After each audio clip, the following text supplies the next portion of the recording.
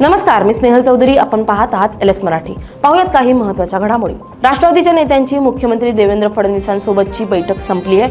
अजित पवारांच्या निधनानंतर सुनेत्रा पवारांना उपमुख्यमंत्री करण्याची मागणी राष्ट्रवादीकडून करण्यात आली आहे. या संदर्भात राष्ट्रवादीच्या नेत्यांची ही बैठक पार पडली आहे. या बैठकीत छगन भुजबळ, सुनील तटकरे, प्रफुल्ल पटेल उपस्थित होते. उपमुख्यमंत्री अजित पवारांबरोबर राहिलेले चालक शामराव मनवे यांनी आपल्या भावना व्यक्त करत त्या रात्रीला काय घडलं ते सांगितलं. आम्ही त्या रात्री बाय रोडनं बारामतीला जाणार होतो, मात्र काही कारणामुळे उशीर झाला आणि अजित पवारांनी विमानानं जाण्याचा निर्णय घेतला आणि पुढे जे घडलं ते अजूनही मनाला मान्य होत नाही असं सांगताना मनवे यांचा आवाज भरून आला होता. नालासोपारा पूर्व येथे सूरज राजे शिर्के या युवकानं इंस्टाग्रामवर मनसे प्रमुख राज ठाकरे आणि शिवसेना उद्धव ठाकरे यांच्या विरोधात आक्षेपार्ह भाषा वापरल्यानं परिसरात संताप व्यक्त होतोय.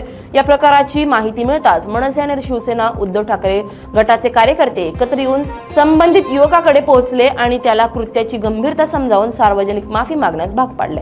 सिंधुदुर्गच्या कुडाळमध्ये जिल्हा परिषद आणि पंचायत समिती निवडणुकीत ठाकरेंच्या शिवसेनेच्या उमेदवारांनी प्रचारात आघाडी घेतल्याचं चित्र दिसतंय. पिंगुळी आणि साळगाव हे भाग माजी आमदार वैभव नाईक यांचे बालेकिल्ले मानले जातात.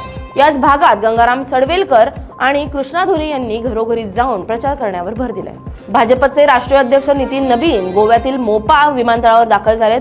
त्यांच्या आगमनावेळी मुख्यमंत्री, भाजपचे आमदार आणि पक्षाचे पदाधिकारी आणि कार्यकर्त्यांनी त्यांचं जल्लोषात स्वागत केले. फुलांच्या हारांनी आणि घोषणांनी परिसर दणाणून गेला. भाजपच्या आगामी राजकीय वाटचालीच्या दृष्टीनं ही भेट महत्त्वाची मानली जाते. नाशिकच्या येवल्यात अवकाळी पावसानं शेतकऱ्यांच्या शेतातील गहू अक्षरशः जमीनदोस्त झालाय.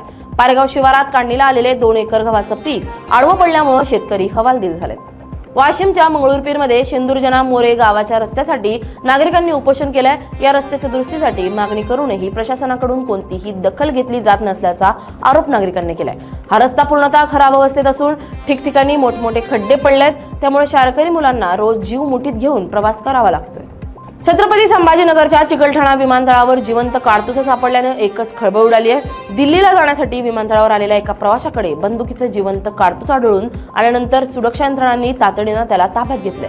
विमान प्रवासाच्या उद्देशानं तो विमानतळात प्रवेश करत असताना ही बाब उघडकीस आली आहे. सोलापूरच्या करमाळामध्ये आजोबाला आणि आत्याला मुलाकडून मारहाण करण्यात आली आहे. या मारहाणीचा व्हिडिओ सोशल मीडियावर व्हायरल झालाय. शेतीच्या कारणावरून भांडणं झाल्याची माहिती आहे. या प्रकरणात 4 जणांविरुद्ध पोलिसात गुन्हा दाखल करण्यात आले. या होत्या काही महत्त्वाच्या घडामोडी. पाहत राहा LS मराठी.